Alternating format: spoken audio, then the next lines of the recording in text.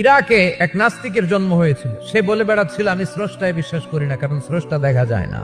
ইরাকের লোকেরা বলল আমাদের একজন ইমাম আছে যাকে আমরা ইমাম আল আযম আবু হানিফা বলে চিনি। সবাই বলল তুমি যে স্রষ্টারে খুঁজে পাও না, আমাদের ইমাম তোমারে স্রষ্টা দেখায় দিবে। সে বলল ঠিক আছে, তাহলে তোমাদের ইমামরা আসতে বলো, জুমার নামাজের পরে আমিও আসবো, তোমার ইমামও আসবে, ডিবেট হবে, দেখি কে জিতে যায়। এই ডিবেট দেখার জন্য হাজার হাজার মানুষ এসেছে ইরাকের কুফা নগরীতে। ওই নাস্তিকও এসেছে যে আল্লাহকে বিশ্বাস করে না, সবাই এসেছে, আসে না শুধু ইমাম আবু হানিফা। উনি এসেছেন 1.5-2 ঘন্টা দেরি করে। নাস্তিক বলে আপনার সাথে কোনো কথা নাই, আপনার তো সময়ের জ্ঞানই নাই। ইমাম আবু হানিফা বললেন আইন্দি ওযর, আমার ওযর আছে। কি ওযর? তিনি বললেন আমি যখন ঘর থেকে বেরোই আমার বাড়ির সামনে বিশাল এক নদী পড়ে যায়, আর এই নদী পেরোতে আমার নৌকা ব্যবহার করতে হয়। আজকে এসে দেখি নৌকাও নাই, মাঝিও নাই, কিছু নাই, কিভাবে পার হবো? হঠাৎ দেখলাম নদীর পাশে বিশাল বড় গাছ, গাছটা হঠাৎ এমনি এমনি 2 টুকরা হয়ে গেল। গাছ থেকে বিশাল কাঠের তক্তা বের হয়ে গেল, তক্তাগুলো অটোমেটিক্যালি জোড়া লেগে নৌকা হয়ে গেল। এই নৌকা মাঝি ছাড়া সা করে আমার সামনে চলে এলো। আমি নৌকায় বিসমিল্লাহ বলে বসে পড়লাম। হঠাৎ নৌকা আমারে টান দিয়ে ওপারে নিয়ে এলো। এই প্রসেসিং হতে আমার 2 ঘন্টা সময় লেগেছে। নাস্তিক নেতা বলে তোকে ইমাম গাঞ্জা খাইছে,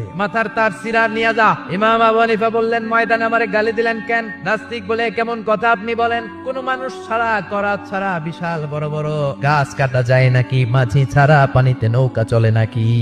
ইমাম আবু হানিফা বললেন now you on the right track. এই তো লাইনে আসছিলাম। ওইটা যদি এমনি এমনি না হয়, মহাবিশ্বের এই সুন্দর বসুন্ধরার সব কিছু কেমন করে এমনি এমনি হয়? নাস্তিক কয় হায় হায়, আসলেই তো আমি একটা উল্লুকা পাঠা, আসলেই তো আমি হাদারাম, এইভাবে তো ভেবে দেখি নাই। বিশাল এক ব্যবস্থাপক আছে, তিনি সব কন্ট্রোল করছেন।